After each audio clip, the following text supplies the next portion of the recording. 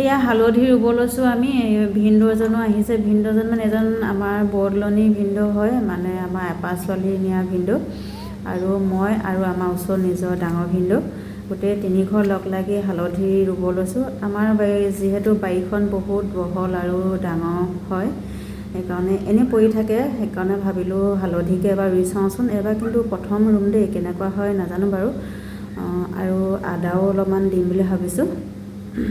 আদা হালধি তেনেকৈ ঘৰত কৰি পোৱা নাই বাৰু, এবাৰ ফাৰ্ষ্ট টাইম কৰি চাওঁ, কি হয় হ'ব আৰু পাছত গম পাম। এনেকৈ আমি পাতি কৰি ধুনীয়াকৈ ভিনদেউৱে পাতি কৰি দিলে, তেনেকৈ ৰুই গৈছোঁ। আৰু বাকীখিনি হালধিখিনি আদাখিনি বাৰু আজি ৰোৱা নহ'ব, আদাখিনি বেলেগ এদিনা ৰুম, কাৰণ সেই ইফালৰডোখৰ মাটি অকণমান জেকা টাইপৰ হৈ আছে, জেকি থাকিলে বোলে ৰুলে নহয়, অলপ শুকান হ'ব লাগে, তেতিয়াহে ৰুব পাৰি। আজি আমাৰ হালধি ৰোৱা ভিডিঅ'টো কেনেকুৱা লাগিলে জনাব দেই।